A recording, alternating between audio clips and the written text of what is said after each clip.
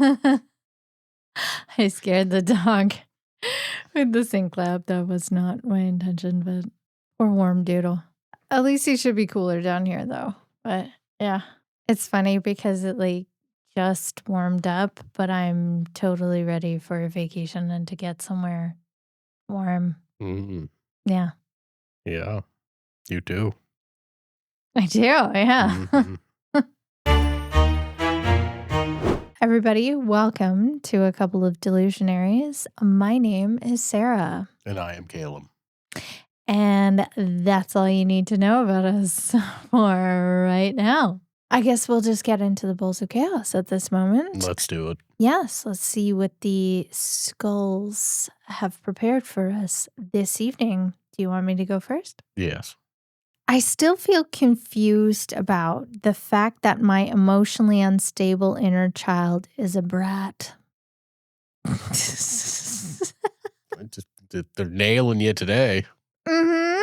You're the only one confused, I think. I think so. Yeah. Yeah. I shouldn't be. However, I am. We're working on it in therapy. Don't worry about it. Did you have those dolls whenever you were a child? What doll? The one like The brats? show it where it touched you? Oh no, the brats. Show it where it touched you. Where did they touch you? They don't let you take those home from the courtroom.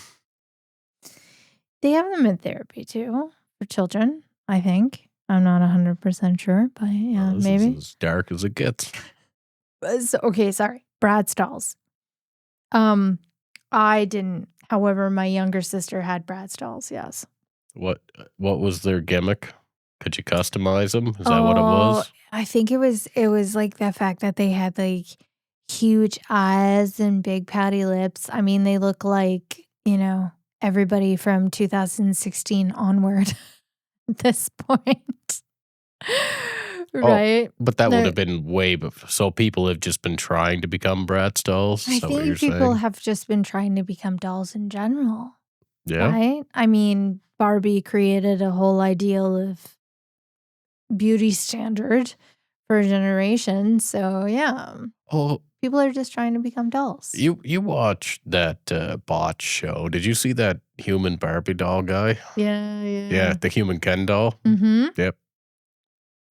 Thoughts, questions, concerns, opinions? Oh, all kinds of all of those. But I mean, the thing is, though, the way that I sort of look at it is a bit more dangerous. However, it is just a very extreme form of body modification at the end of the day, right? Like, it is a step beyond getting, tattoos and piercings and things like that. I mean, even splitting your tongue down the middle. But yeah, it's a little intense.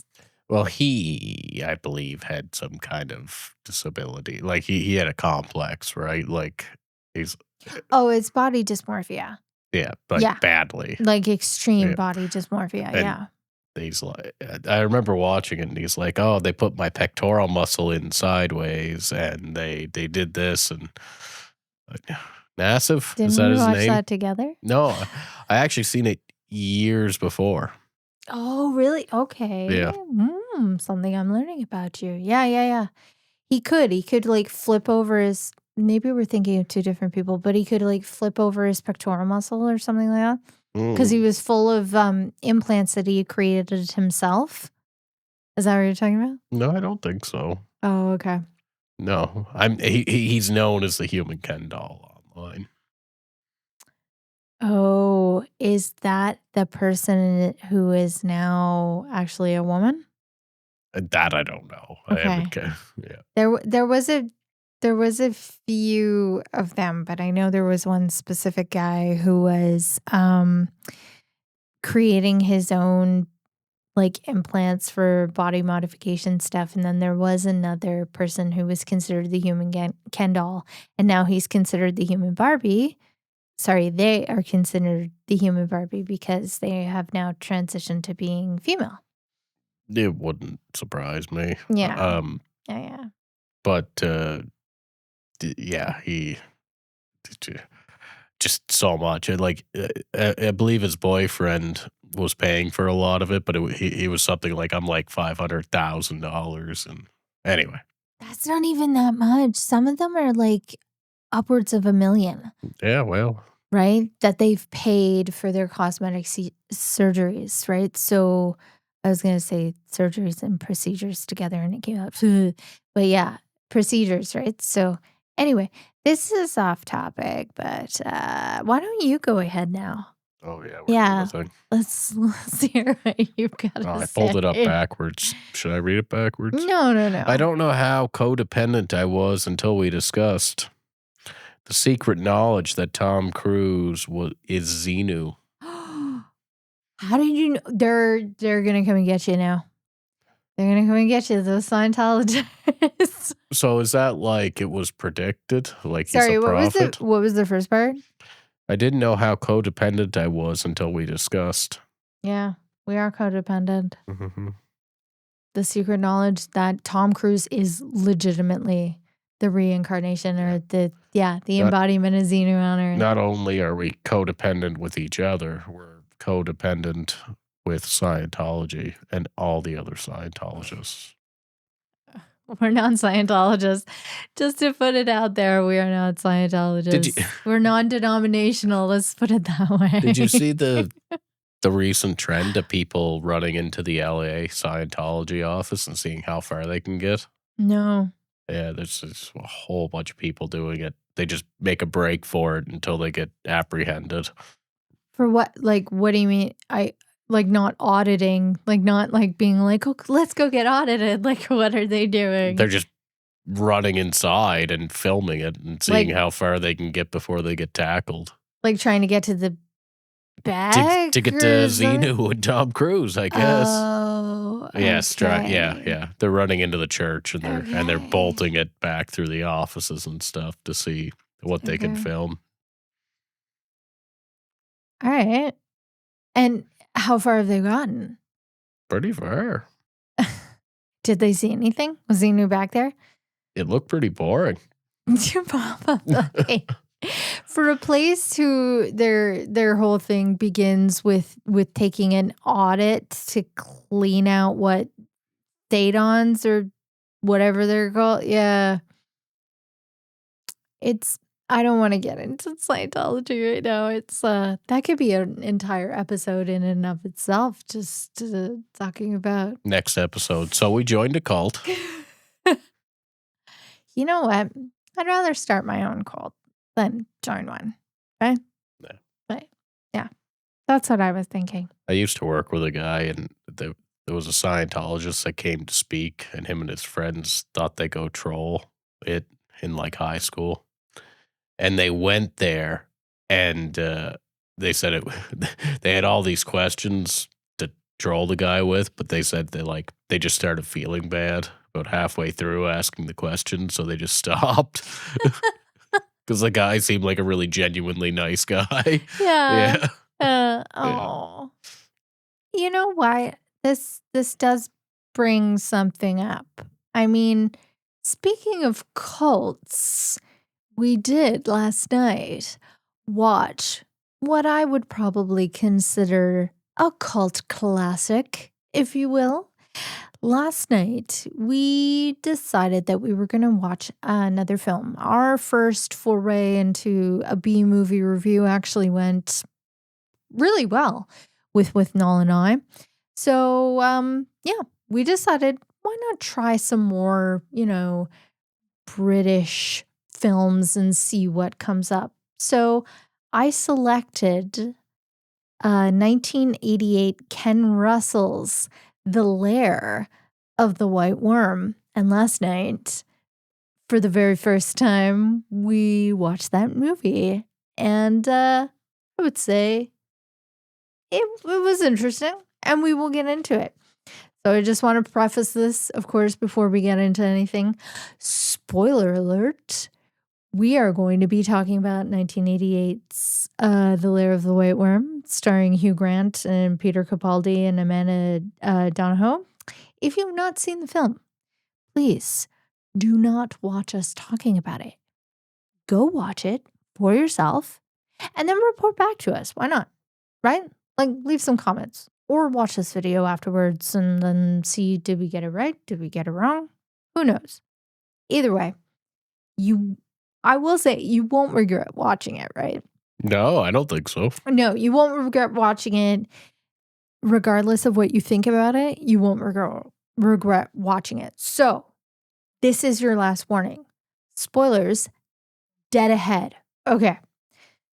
So, as I said, this was also kind of our first foray into Ken Russell films, which I found was interesting because of the fact that he's done some really, really crazy films. You've heard of like the rock opera musical Tommy, the movie? I have heard of it. That's Ken Russell. Never seen it, but Yeah, but that's Ken Russell, okay. right? So he's kind of sort of a masterclass in and of itself himself of like 1970s, 1980s movies and sort of the different areas that he took in his filmmaking and things like that.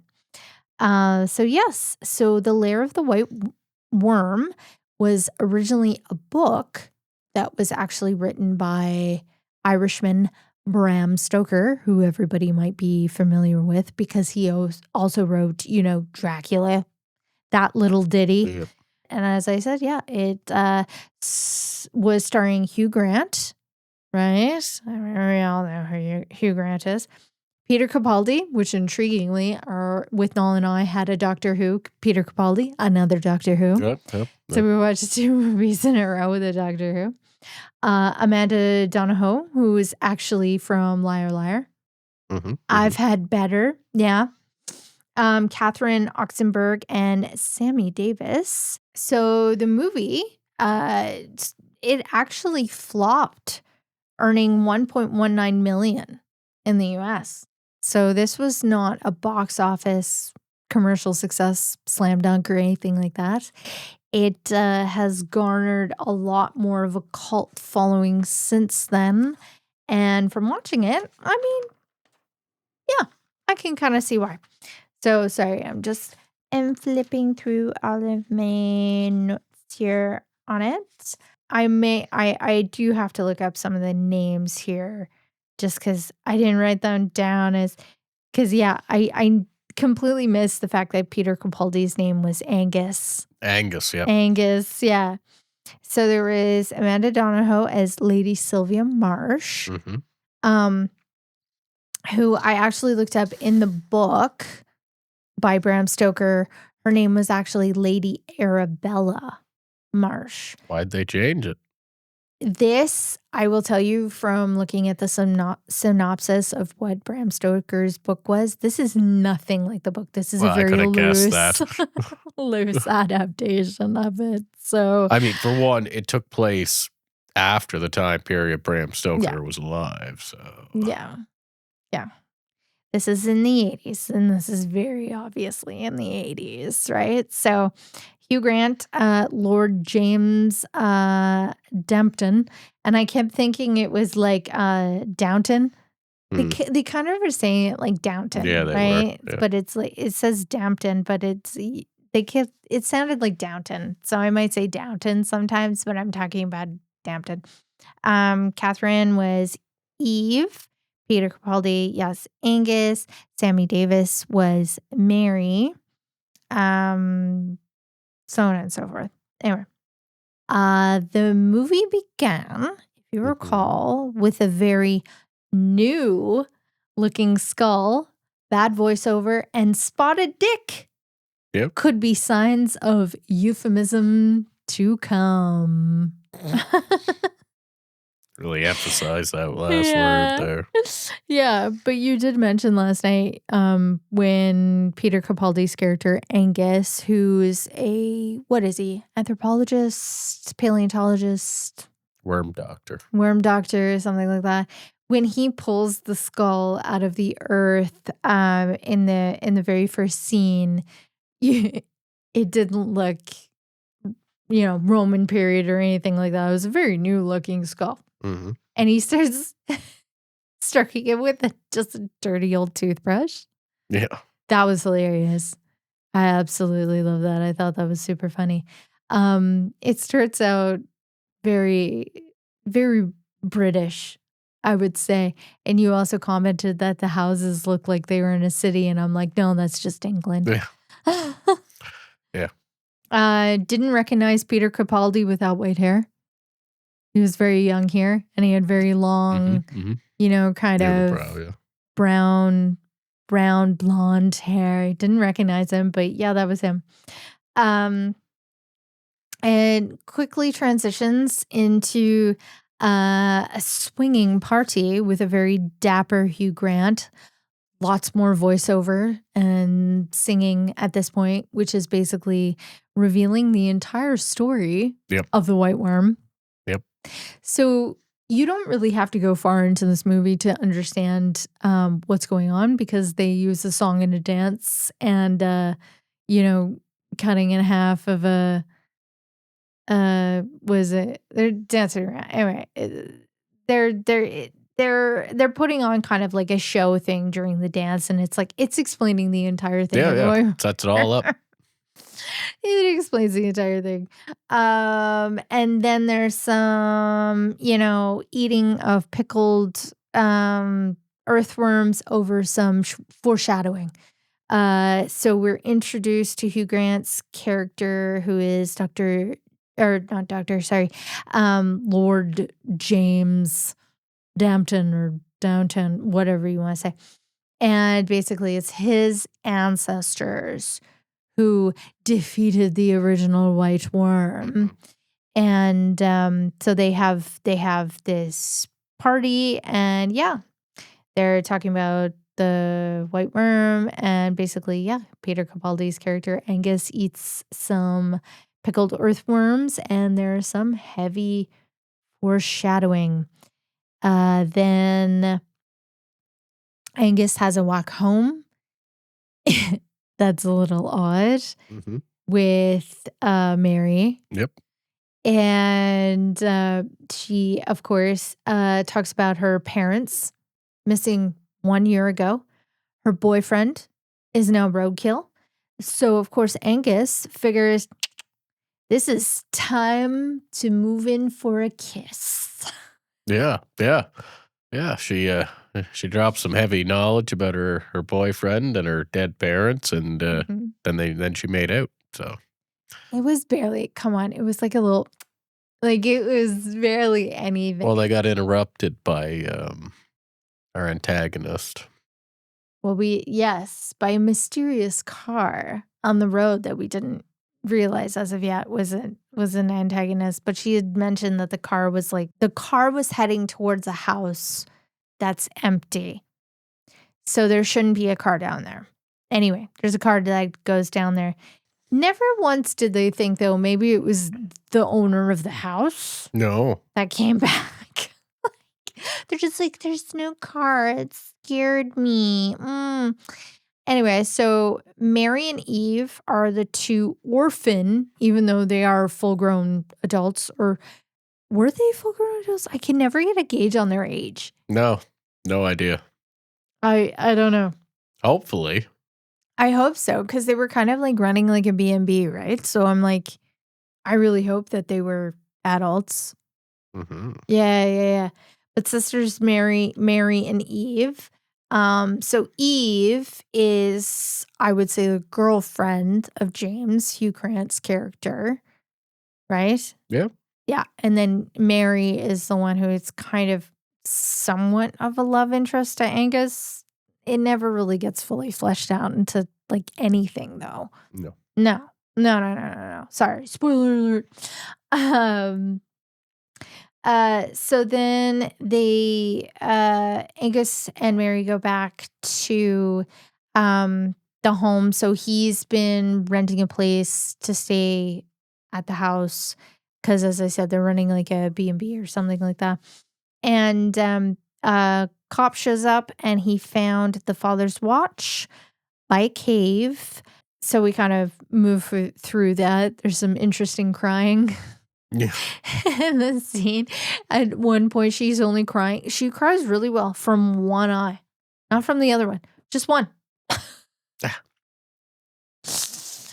A great acting in this scene, I've got to absolutely say. Anyway, and then they tell the cop that there was a car going to Temple House, so the cop goes to check out Temple House, and s has a bickering thing with, I guess, his deputy, and then he's just standing there, and he goes, "Ah!" Right, yeah. And he falls to the ground, you're like, "Why did he fall to the ground?" Yeah, it's completely off camera.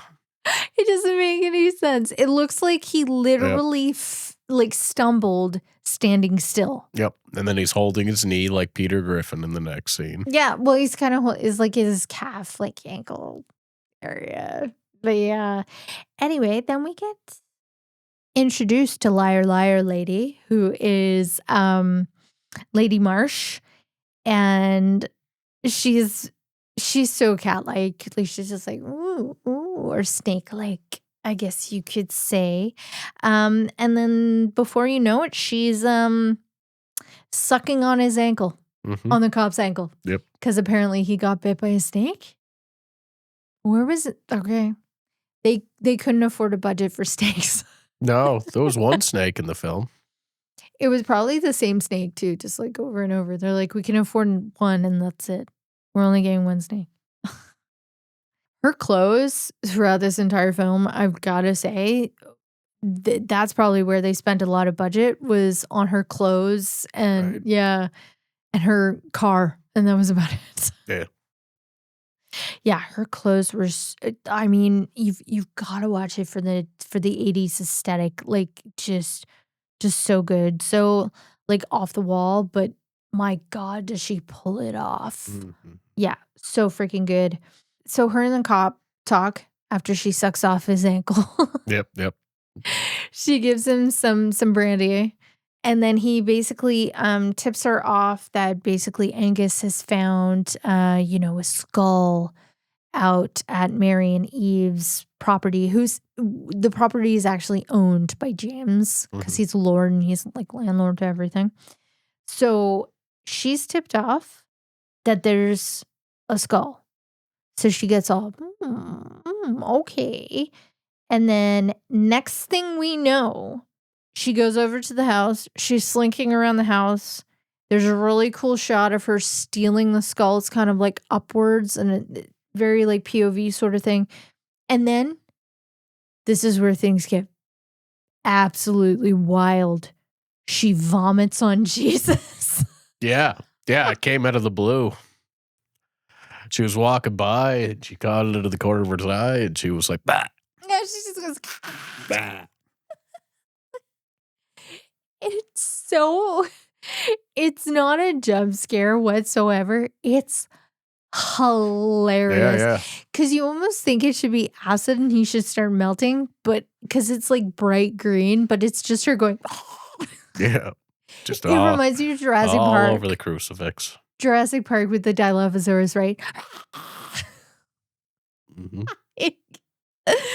That's about it. So, yeah. So, yeah, she vomits on Jesus. And that was when, for me, the movie really started to turn and get interesting. So, basically after the party, James and Eve show back up at the house. They've been out all night together, right? Dancing. And then, he steals an entire carrot, munches on it, and leaves. Yeah, just like bugs. Yes. There's a lot of direction in here I found really interesting. It was a choice, right? Eve notices that the father's watch is there. Mary and Angus have gone up to the caves where the watch was found, so they're not home. So she takes the watch, and somehow magically she's got a ruffle dress, and somehow there's a pocket in the top of We were it. very focused on the pocket. I had to rewind. I was like, "There's a pocket in this thing? Oh my god." Mhm. She just, like, drops it down her dress and there's a pocket. I don't know. The '80s, mind blown. Anyway, she heads on upstairs, notices Jesus has some green goo on him. So she touches it, and then why don't you tell me what happens? But don't get too deep into it. What happens when she touches Jesus, honey? Well, it turns into a very sexy Sexy party. party with Roman soldiers, Jesus with a snake, Mhm. and Mhm. none. And nuns, Yeah, nuns in suggestive, uh, situations, let's just say they were getting the old Pontius Pilate. they were definitely getting Pontius Pilated, alright. It was a trip. That entire scene, like, it was weird because the movie just, like, changed all of a Yeah, sudden. It was like, "What am I watching?" Um, and she wasn't cool with that. it's funny because she touches it and she has, like, a vision of the past even though it's not it's like a trip. And then afterwards, she falls back over the vacuum cleaner and hits her head. Yeah. And then James finds her because somehow he left, but he's back again. I don't know, plot armor. Um, he's like, Eve, Eve, what happened? And she just goes, I saw some stuff. Yeah. And yeah, and there's she couldn't remember it. And then 2 seconds later, in the same scene, the camera doesn't Mhm. change at all. Something happens and she's like, "Ah, I remember now." And it's it was like you could have just led with Oh, that. there You could was have saved something. some time I there. know, I know. I loved it though. I love the I saw some stuff. That to me was absolutely brilliant because if you watch this, I swear to God, you will see some stuff. I don't know how else to explain it. You will see some stuff and you might never be the same ever again. Who knows? Then we move on to the overtly sexual segment of the entire film. So, Lady Marsh is out on the road and well, for one, actually James passes by a boy. It's raining all of a sudden. He passes by like a Boy Scout, I guess. I don't know what you call in I don't think he's England. a Boy Scout. Well, he's wearing a Boy Scout uniform. He- But I mean, what would you call it in England? Everybody tell us down below from England. What do you is it a Boy Scout in England? Is that what they're called? He's not like a Cub Scout. He's not that young. Oh my god, that would be so inappropriate. Anyway, we're North American. We're just gonna say Boy Scout just to make it easy because I don't know what else to call him, but he's wearing like the little uniform that Boy Scouts wear. Anyway, James passes him in the rain, doesn't pick him up, and then all of a sudden Lady Marsh's car is there. You haven't even heard it. She just shows up. Ooh, Ooh. creepy. Yeah. Anyway, basically like that. Um, the kid knocks on her window. She tells him to get in, and her skirt is hiked up, showing her stockings and her thigh. This becomes a repeated theme in the movie. Yes, yes. This is where the nudity element starts to come into this film. So she picks up this young lad, and then all of a sudden, um, chilling in lingerie, snakes and ladders, and wicked Yeah. boots. Yeah. Yeah. She's but she's in like black lingerie and like thigh high you know vinyl boots. Love those boots. They look super super good. Yeah. The Yeah, snakes and ladders a little on the a nose. little too yeah, a little too way on the nose that they're playing snakes and ladders. However, I love that type of comedy. Yeah. I thought that was absolutely brilliant. I thought that was totally funny because I'm like, ha ha ha, she's a snake. That's hilarious. Anyway, there's a bubble bath Mhm. after that. And then there is a carefully time. They don't show anything, but it's definitely She implied bites his penis. that she goes and he's like, "Oh." Yeah. Mhm. Heavily, heavily, heavily implied human sacrifice. gone wrong. And essentially, she starts talking to him about her lord, Dionan, um, and that she needs virgins. And this is where, of course, the virginal element comes into it. Mhm. There's a knock on her door, so the kid is completely paralyzed. A knock on her door, so she just puts her boot on his head and forces him under the water, and that's the last we see of that guy. Um, it is James who shows up in what I believe is an RAF uniform. Yeah, for the rest of the movie, he's wearing, like Not for the rest of the movie. It's like 2 more scenes that they show him in, like, RAF well, uniform, but, yeah, like but even he's wearing a sweater in a later scene, and he's got, like, the wings on the sweater that doesn't look like it has anything to do with a pilot. It's just he put on his nice sweater, and he's got the way he pinned on his wings there. but I'm like, did they ever explain that? That he was in the Mm, RAF or something like that? Or did like, no. no, it's never really gone into anyway, I imagine he was the pilot in the RAF. Cool. We're on the same page. So he shows up, it's really strange. Everything's super serious, and then when she pulls a good card though, I've gotta say.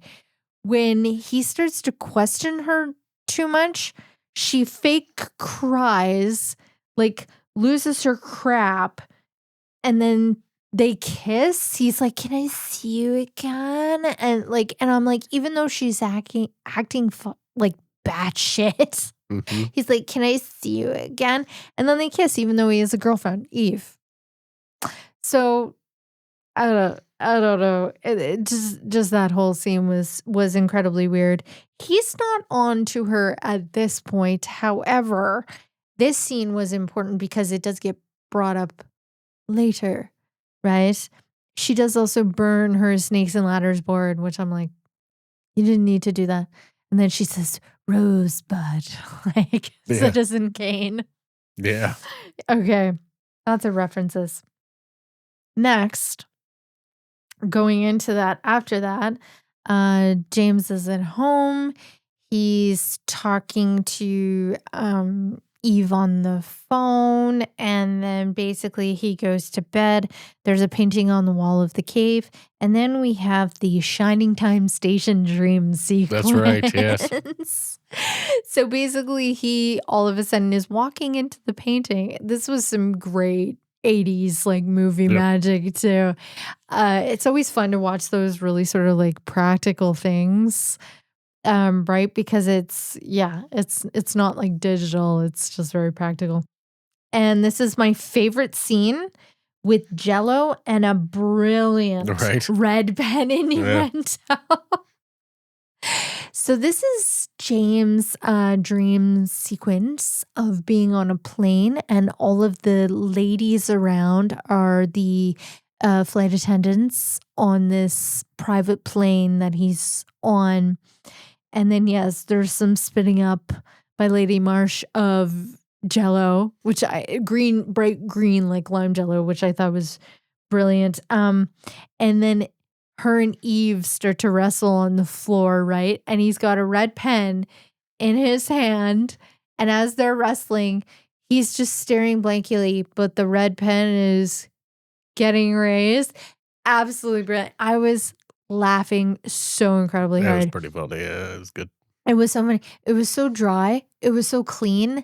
The innuendo was absolutely clear, but it was brilliant. What did Mhm. you think of the scene? Oh, it was hilarious, yeah. Yeah. No, it was really, really good. For a dream sequence, I think it was brilliant. Um, anyway, and then we need to move on with the rest of the movie, right? So James wakes up and he puts it together that Stone Rig Cavern is the lair of the Dampton worm. Um, then he just like all of a sudden he's like, I know exactly what's going on. It's the lair. The quartet, so that is Angus, James, Eve, and Mary head Mhm. for the cave. And then there's the line, kinky lot, primitive man. Right. Yeah. And Yeah. why did they say that?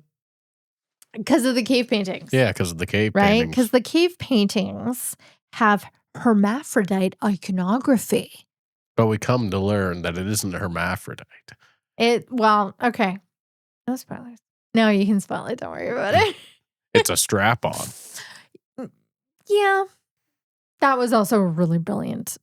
But yes, but they talk about, the hermaphrodites because there's cave paintings of ladies that have, members. Um, so they tell Eve to leave, while James wants to head to where they found the watch. So Eve leaves, and then all of a sudden she's confronted by Lady Marsh in a tree, who looks fierce. Honey, she looks so good. Yeah, looking like Shere Khan. No. Shere Khan. Which one was the snake? I don't remember. No, Looking like Shere Khan. There we go. Yeah, but the snake is green, but she's wearing red. She looks so good. Yeah. So anyway, Eve helps her out of the tree. Even though it's like she's in the tree and then she's just on the ground. And I'm like, okay, she just floated down. Yeah. Like Mary Poppins. Yeah. So Lady Marsh then basically, takes Eve, who seems to be in a sort of trance, right? And here we get more kind of background on sort of what's going on and what Lady Marsh is up to. So we find out Eve is a virgin and will be sacrificed to Diana alive. There's another intense vision that we're not gonna go into there. But Eve essentially ends up incapacitated. But yeah, there's incapacitated. Yeah, there's another vision there.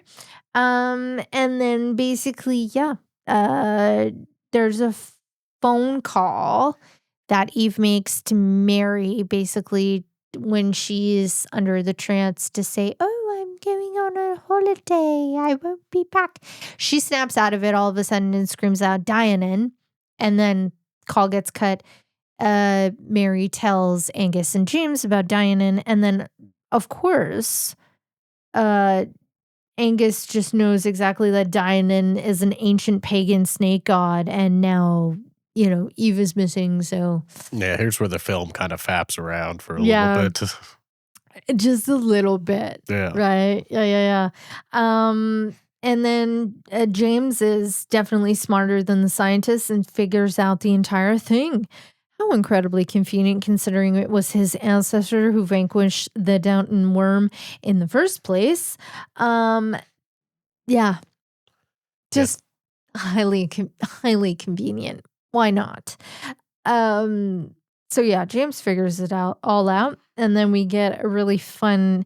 The jump cuts in this are very jarring. Oh yeah, there's no segue. It just happens. It's consistent overall. It has a cohesive story, but the scene cuts are just so off the wall. Yeah, right? because this one, it just all of a sudden jumps to him with his house manager, manservant or whatever, just picking out snake charm music. Yeah. Okay.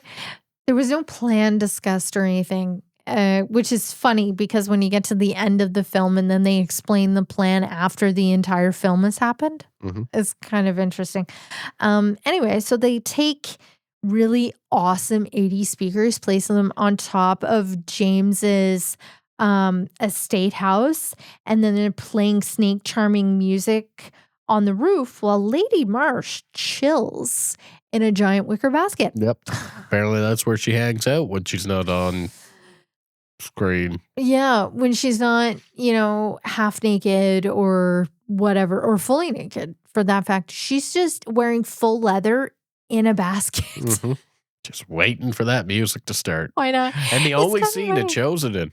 Yeah, and it's kind of funny because she comes up like this. Like the actual visuals of it, I think, are on the poster, which we're definitely gonna have to show some of that. I don't wanna get copyright strike, but we will show probably some of it, here. Yeah, and that's all we that's all we need to do to show. They definitely used the picture of her in the basket as being part of the whole thing for the film. So she's chilling in basket. She gets entranced by the music and she's like, "Ooh," and she slinks very freaking slowly out of the house. Mhm. Then Angus and Mary show up and they find her mother in the house Mhm. who bites her. And then there's another really trippy phallic scene. Yeah. Yeah. There's a lot of phalluses, like Mhm. not actual phalluses, like the imagery Yeah. of it in here. Even a lot where I don't know, it wasn't like Hugh Grant's lamp was Yeah. just a big butt plug looking thing. It was all very, very interesting. Everything's going great until the mother shows up, and then James takes the sword off of the mantelpiece and cuts the mother in two when the power goes out. Yeah, in twain. Yeah, which really good scene again Yeah, because practical, yeah. you can tell it's a false floor. So they have the actual actress through part one end and then another actress's legs sticking out at another end. Mhm. Right? It's a really good practical effect. I love that stuff. All of a sudden, Angus knows the bites cause vampirism. Dun dun dun. Mhm. I'm Mhm. like, okay. Um, and then yeah, everybody goes home, even though James has a cut in half vampire woman in the Mhm. And a dead butler. Yes, the butler dies, even though he was creepy and he was too excited about locking up the chambermaids. I don't know. It was weird. So then the next day, the cop shows up for Mary, who puts a bandage over the snake bites in her neck. She's being brought to identify her mother's body, even though the cop has known the mother the entire life. And she's like, "Why can't you do it?" He's like, "No, no, no, no, no. You got to come with me." And it was super obvious.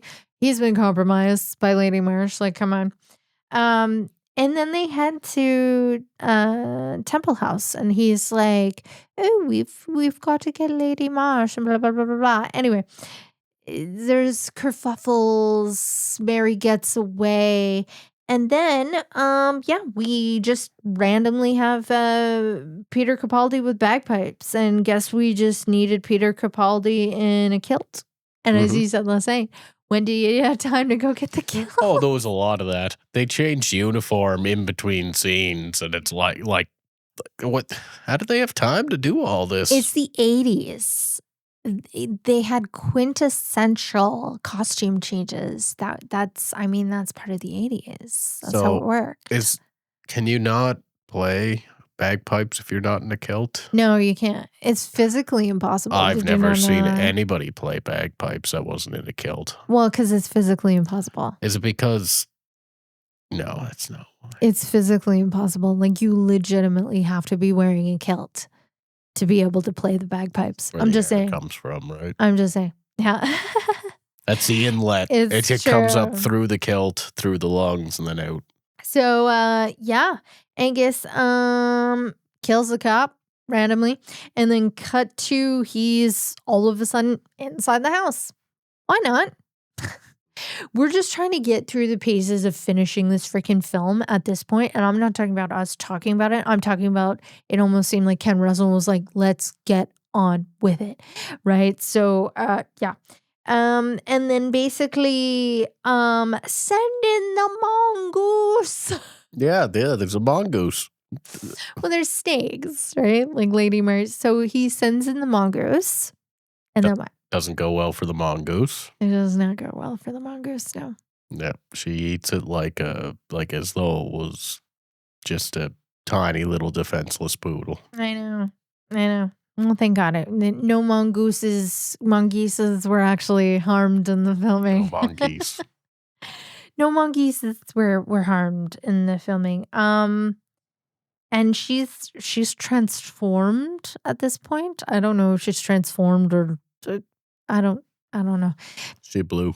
She blew she blew a snake lady. Not blue a snake lady. She's a blue snake lady. Yeah, she blew a snake lady.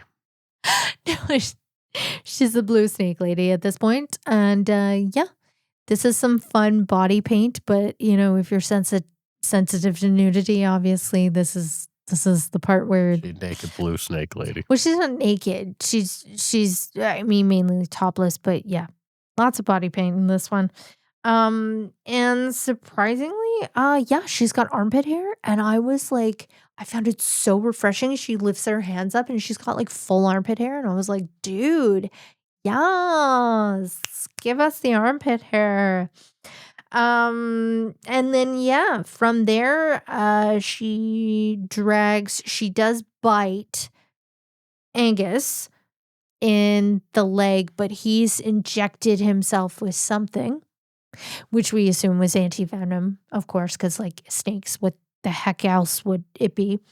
So he's injected himself, he's out. She drags him down below the house because apparently there's freaking caverns down there as well. She drags him down there. Mary's already down there. Eve is already down there, who's tied up for the sacrifice for Dionin. So, and then we get, ritual strap on ensues. Mm-hmm. Mm-hmm. This was camp. This was just like solid camp. This was absolutely insane. And the strap on looked like a dunce cap. Yeah, it was all very interesting. And then basically she's going to over a pit sacrifice Eve, who's a virgin, to Dionin. Sacrifice, marry, kill. Yeah. And then we get like a random clip of James going up into the caves that we're like, okay, James is just like, now he's pointless to the story, but he's going up into the Stone Ring caves. Okay. And then all of a sudden, Dionin, who's just like a giant white worm, like a literal giant white worm, starts to come up from the pit that Lady Marsh has. And she's like, oh, time's up. So she starts trying to cut the rope that Eve is on. And your comment exactly was, could she not have picked a thinner rope? Yeah. She's there like, like tying back to like, the it's like USS Nimitz. Yeah. Huge. 5 minutes of cutting. Yeah. Like you could have picked a smaller rope, whatever. So not to worry, because Angus has injected himself with anti-venom. And then basically he throws Lady Marsh over and she's hanging on to Eve's leg. So he cuts her hand off. Yeah, and then faster than she was cutting through the rope. Yeah. So so this is the PSA. Rope stronger than wrist. Mm-hmm. The rope is mightier than the wrist. Mm-hmm. Yep. That's the way it works. So he cuts. And for some reason, she was holding on with two arms, and he started cutting one, and she let go of the other arm. I don't know. I don't know. But yeah, she falls. Dionin eats her. Her god ate her. So there you go. And then basically he grabs a crotch grenade from under his kilt and throws it down, and Dionin goes boom, right? And then that's it. That's the end of Dionin. But then afterwards, he gets an ambulance for Mary and Eve, and then basically he goes back to the house while they're on the way to the hospital, and then he runs into James. And this is the last 5 minutes where they're talking about our plan. And I'm like, you could have done this earlier, them coming up with the plan. Because I thought James was completely useless until I'm like, oh, he was actually going up to the mountains because of the fact that where they had found the watch, there was like a little tunnel. So his ancestor hadn't actually vanquished the white worm. He had just enclosed it in an area that he couldn't get out of. So basically, what James did was smoke him out. So he was coming up the tunnel that Lady Marsh had when she was doing the sacrifice. Anyway, it's like convoluted for like 90 seconds of conversation. Yeah. Anyway, Angus says he has the anti-venom and it was analyzed. Analyzed when, you say?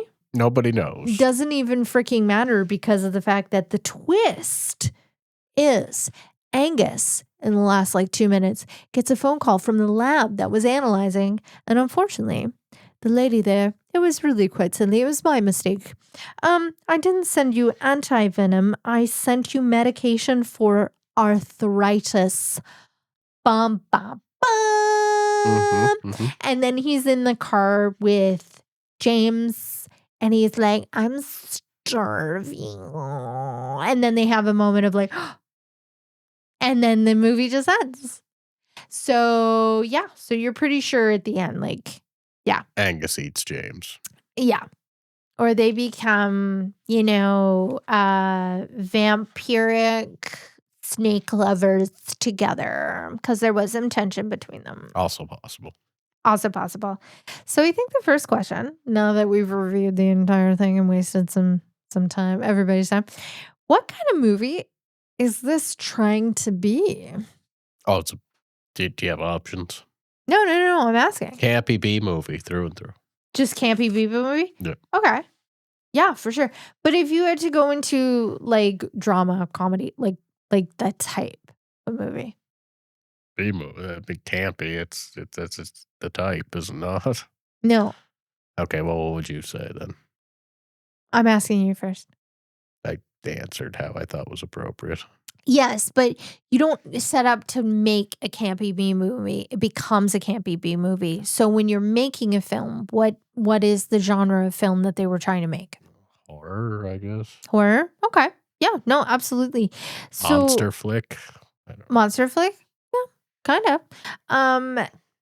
I mean, I really got the comedy of this, and Ken Russell specifically made it as a comedy horror. So yes, you were on the money with the horror aspect, even though it wasn't really scary. Like there wasn't anything necessarily scary. It was trippy, but it wasn't scary. So Ken Russell did specifically want people to laugh at this, and there was something I read that Hugh Grant, when he actually saw the premiere of it, he said he was like laughing his pants off because he just found it so incredibly funny. So it is specifically supposed to be a comedy horror, which I get because with the camp, yes, it's supposed to be funny. And I thought 100% it achieved that. Doesn't know what kind of movie it is, or does it accidentally become something else? No, I think it's pretty self-aware. Yeah. I think Ken Russell knew exactly that it was a comedy film first and foremost. It never became a drama or serious. It always maintained, I think, being funny and never taking itself seriously. So what actually worked? It was funny. I mean, that worked. Everything else that worked accidentally worked, right? Like the jarring scenes accidentally made it more funny, possibly, or maybe it was on purpose, but it felt accidental. Hugh Grant was his character was hilarious because he was very posh and nonchalant about the whole thing, like it was, oh yeah, we're gonna go do that. What was the most ridiculous moment? The first scene when it jumps to their fever dream was the most ridiculous moment in my mind. Where it was the most jarring, obviously, or in my opinion, when it goes to Jesus on the cross with the snake around him and all the Roman soldiers and the nuns. You can't say that. All the Roman soldiers having relations with the nuns. Yeah. That's a PC way to put it. Yeah, I think for me, the most ridiculous moment was definitely the dream sequence, for sure. It Yeah, it made absolutely no sense, however, like, somehow it ended up being the best part of the movie. It didn't need to make sense. It was just absolutely, like, that's pretty good. hilarious and ridiculous, and that's why it worked because when you're just doing something just to be sort of, like, outlandish, and that's the thing with the dream sequences that you can kinda do that. Mhm. Um, yeah, so I thought the dream sequence and the pen, that red pen moment is going to be that is some comedy gold. I absolutely love that. Just a clean innuendo like that, I absolutely love. Would you recommend this film, and to whom? Oh, of course. Anybody who wants to laugh, right? Especially people who love those, campy monster horror B-movie things, right? Mhm. Yeah.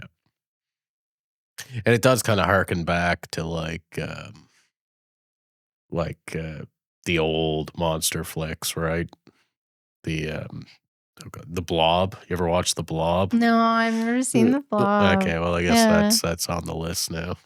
We gotta watch The Yeah, Blob. I watched it whenever I was, like, 8. So, Oh, okay, yeah. so you haven't seen it in a It's long black and time. white, I believe, or it's not. I don't remember. So, it'd be like Yeah, I'm watching it for the first time.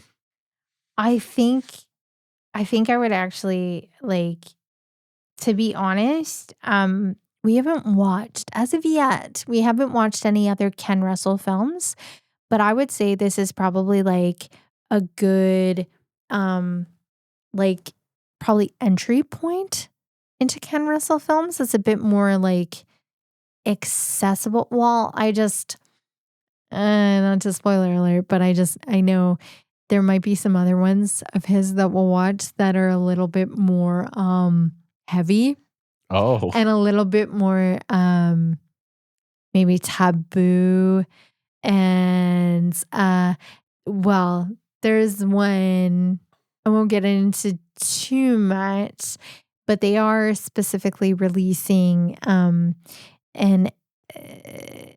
like, I think they're re-releasing it this year in the fall in 2026. It's called The Devils, it's from 1971, and it's, like, Vanessa Redgrave and Oliver Reed, so, like, stacked cast again. Mhm, Like, mhm. he Yeah. gets really stacked cast for his movies. However, The Devils was actually, like, banned, and the it was heavily, heavily edited because it was rated X. Oh, that's kind of exciting. Yeah, so, potentially at this year, at some point, we might review The Devils. I don't know if I can find the unbanned version, though. We might have to wait until it comes out in the fall. So they're releasing the unbanned The version? unbanned version, Oh, yeah, because the world has changed. We're not in 1971 anymore, sort of thing, right? So that one I'm interested in because it's banned by 1971 standards, but is it banned by 2026 standards? I think that's sort of like the question, right? that could be. Is it still sort of rated X now, or is it kind of like, well, this isn't nearly as crazy as people think it is, or maybe it is. Maybe it is. Who knows? Not Anyway, us. We've never seen it. we've never seen it. Not yet. Not yet. But yeah, he does a lot of like head trip movies sort of thing. So I would say anybody who's looking for something, honestly, same thing with Noel and I, peak British comedy for this one. However, this is British comedy, whereas with Noel and I leaned very far into being like dramedy. This is just all out camp. This Mhm. does not take itself too seriously. It has nothing to say. Like, it's not making any social commentary whatsoever. It is just a rip roaring good time. And it will have some scenes that will catch you off guard. Yep. Oh, yeah. Maybe that's what it set out to do. Yeah, I think so.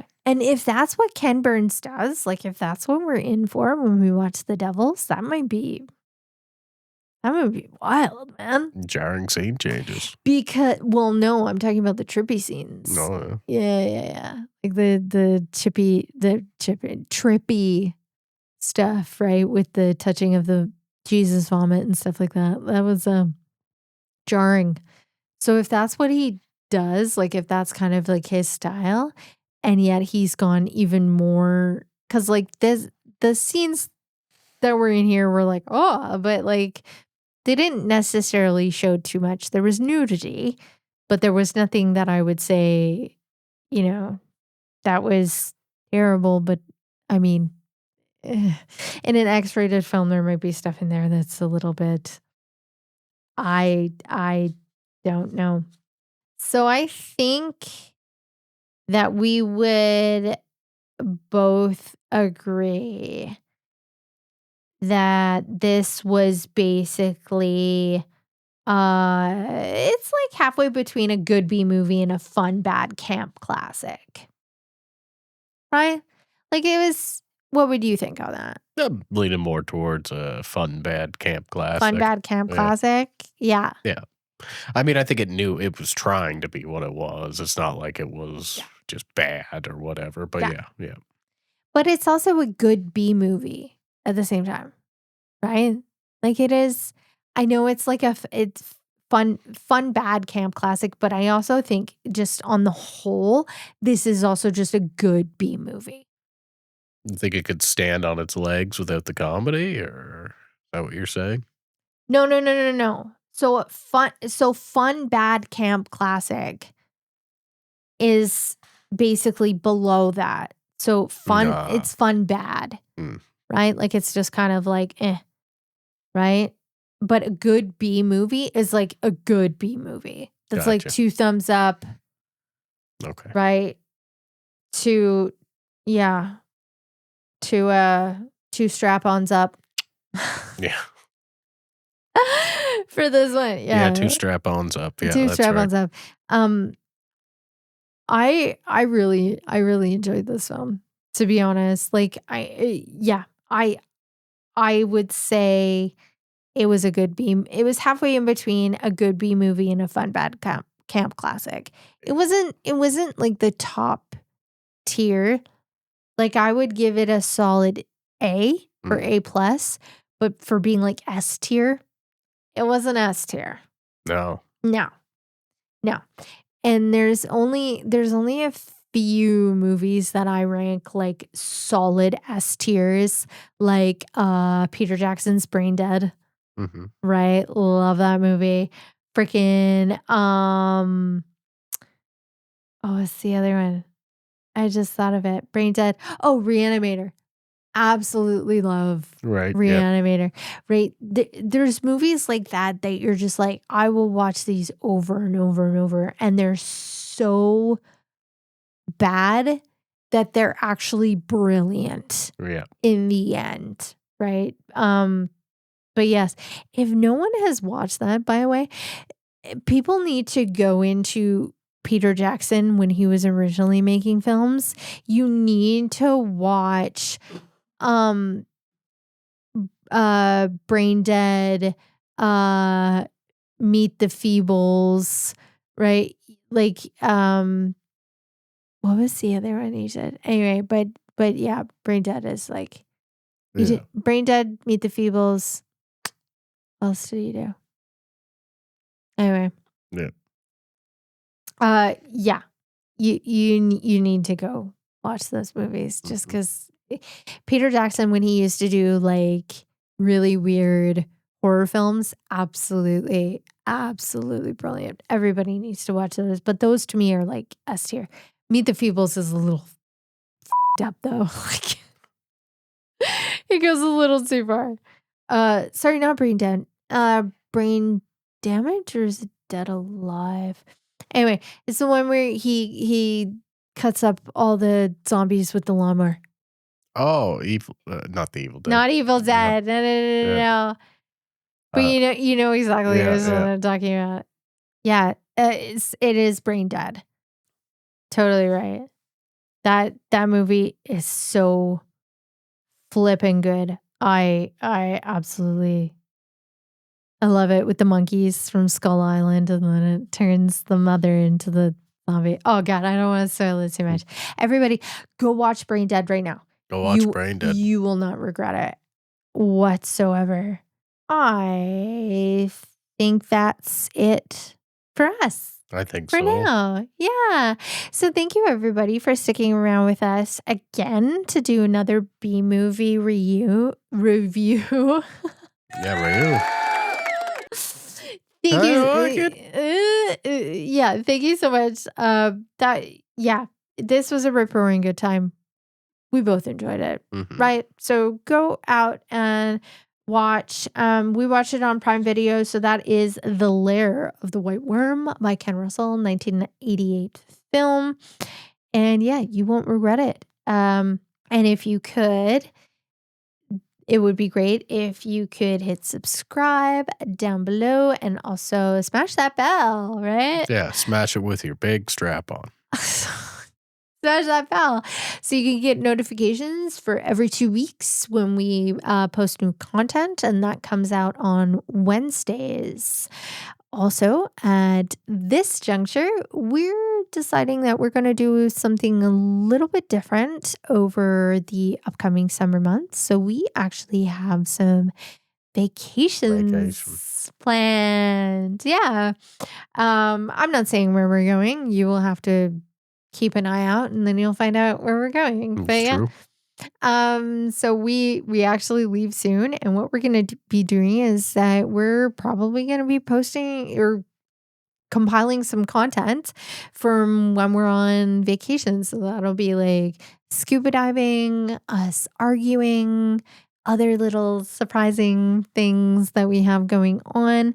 We have quite a few vacations booked over the next 3 months, and we are going to be making content. So we're going to be stepping away a little bit from the traditional sort of like podcast structure and moving a lot more into over the summer months being more video content that will be available on YouTube. Mhm.